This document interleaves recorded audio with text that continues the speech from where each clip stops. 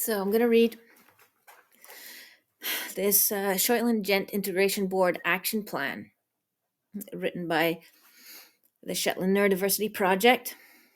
It's about supporting unpaid carers and strengthening the care systems, because Shetland Neurodiversity Project was created to address the systemic failures within Shetland Islands Council in providing support to unpaid carers.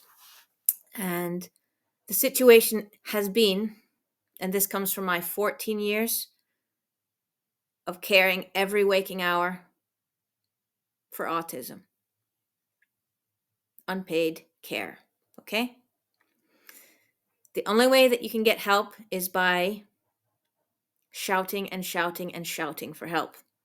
And sometimes that doesn't even work, like my case study shows. Although we'll not get into that right now. But the Shetland Neurodiversity Project was created to make sure this stops. Shetland Neurodiversity Project is going to demand best practice. Not only, I'm not going to stand and shout for my kids anymore. I'm shouting for every single unpaid care in Shetland. Not for myself, for all of us. It's wrong that just because I have a strong voice and I can read legal documents and I can understand how bad the council is failing everyone, it's wrong that I should get support just because I can shout at them and I can argue with them. It's wrong that they can gaslight people who are more vulnerable than me, who don't have Mensa level deductive reasoning. So I'm going to use my Mensa level deductive reasoning to make sure the council follows the law. And in fact, let's not just follow the law, let's reach towards best practice, which you've never been able to achieve for me and my family, ever. And that means everybody else in Shetland is in the same situation, because I'm very good at shouting for my rights and my kids' rights. So that means I probably get pushed up the queue because I can shout. And that's wrong. There's a lot of people that's neurodivergent that are not as verbal as me. And they should not be pushed to the back of the queue just because they're not as verbal as me. How dare you? What a disgusting system. I digress. Let's read the plan. Shetland Joint Integration Board Action Plan. Unsupported unpaid cares. Strengthening the care system. The Shetland Joint Integration Board must take urgent action to address the pressing issues facing unpaid carers in this region. This plan outlines a comprehensive approach to ensuring better support for unpaid carers, improving risk management, strengthening communication, providing essential resources, training to prevent care burnout and system failures. Right? Our objective, to improve the well-being and sustainability of unpaid carers in Shetland by addressing the systemic failures. Not gaslighting people, not pretending they didn't happen, by addressing the systemic failures. Enhanced training, support, improved communication, leveraging partnerships with the third sector, such as the Shetland Neurodiversity Project, created specifically to force you to follow the CARES Act and reach towards best practice. Enhanced trainings for professionals. Number one objective. Ensure that social workers actually have training. They need to know the difference between a mental health problem and a neurodiversity. They need to know the social model of disability, not the medical model. It's the 21st century. Get with the program. Other frontline staff need to be equipped with up-to-date knowledge on autism, neurodiversity, and specific challenges faced by unpaid carers. You need to listen to unpaid carers. In your reports, You say we're supposed to be an equal partner, but I can't even get you to follow the law.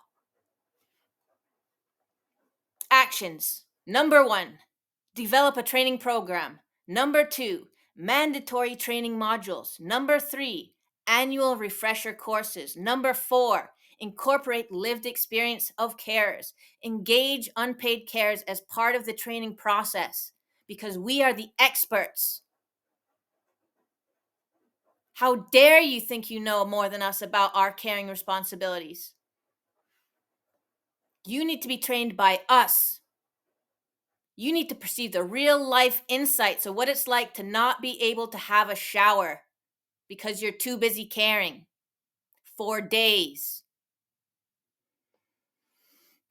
You need to understand what it's like to have 2 autistic children, one that stays up all night and one that stays up all day, meaning that there's 0 time, any time, where they're both asleep at the same time.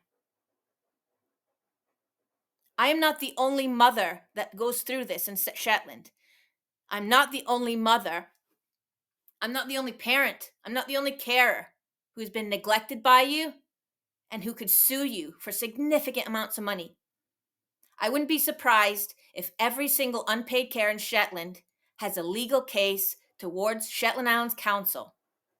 And I say, if you can't change the way you operate, we should all get together in a class action lawsuit together and sue you and take that money and put it into the third sector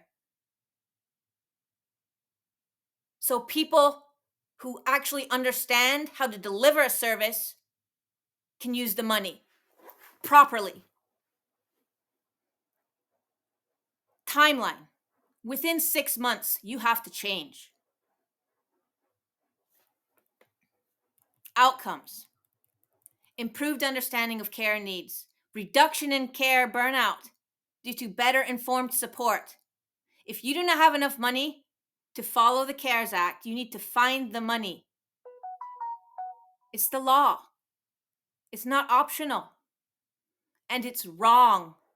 It's wrong to make the most poor, the most disadvantaged people in Shetland suffer.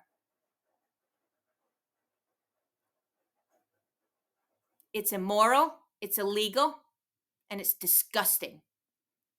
And you know it's happening because I've been highlighting it for years.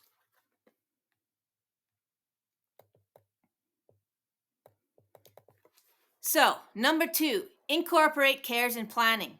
Objective, ensure unpaid carers are actively involved in planning and decision-making processes relating to risk management and service design. When a carer says, I need help or I'm going to have a breakdown, that needs to be acknowledged. There needs to be a procedure where you follow it. Best practice is when somebody says that, 6 weeks. Within 6 weeks, there should be a fully new plan. That never happens. I'm still 1 year. It's been. I'm waiting for my plan to come through. That is nowhere near best practice. And I'm just one person. There are many, many unpaid carers who cannot shout the way I do. I'm shouting on behalf of all of us. You will not break the law anymore. You will not treat us like this anymore.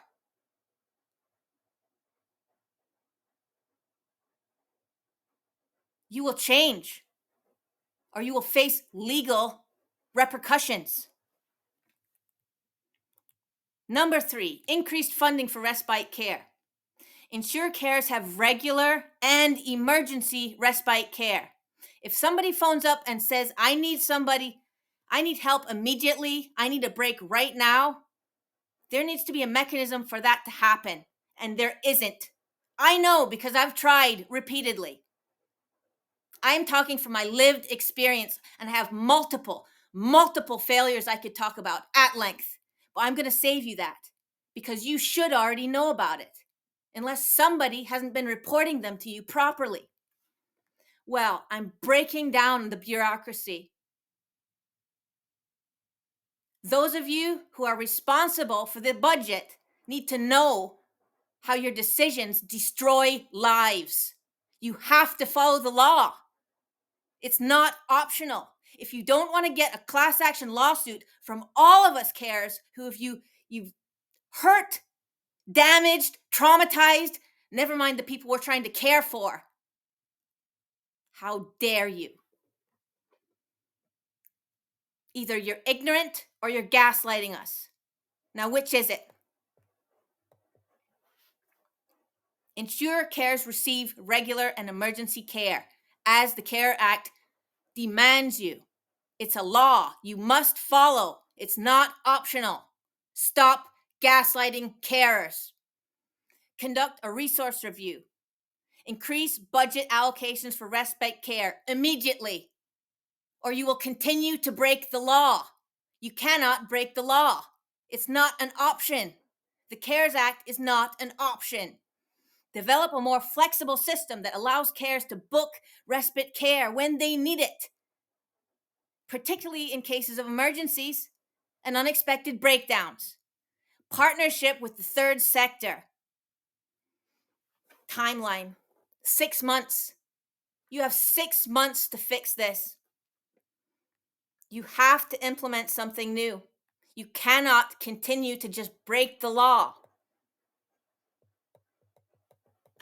The outcomes are a reduction in care burnout, fewer instances of crises and institutionalizations, and a more sustainable care environment for both carers and those receiving care. And if you don't care about that, you will save money by investing in your unpaid care workforce. Otherwise, they will burn out and you will have to pay people to care for those people.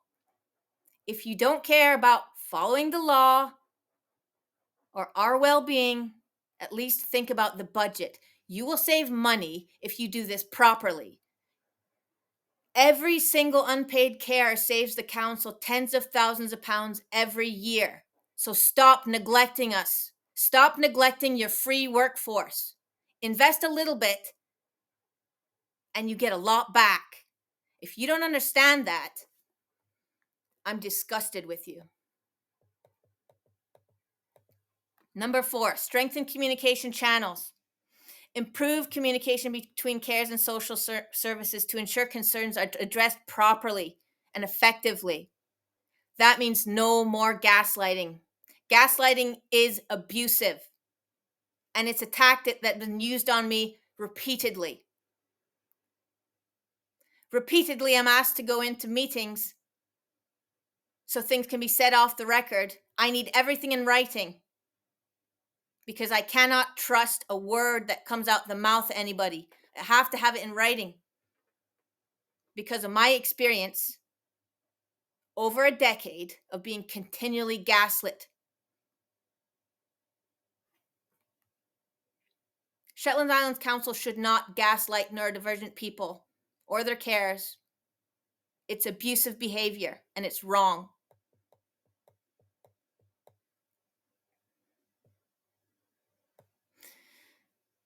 Improved risk management.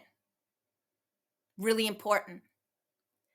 You need a risk management protocol that actually works. Develop standardized protocols for early detection of care burnout. Don't wait for a carer to say, I'm burning out. Most carers won't say anything until it's too late. You need to assess people and keep them working for free. If you don't care about our well-being, just think about the bottom line. It costs you more money when we burn out. Invest in us. Invest in your unpaid workforce so that we can continue to work for you for free. Or you're going to have to pay for 24-hour care. If you don't care about following the law, if you don't care about our well-being,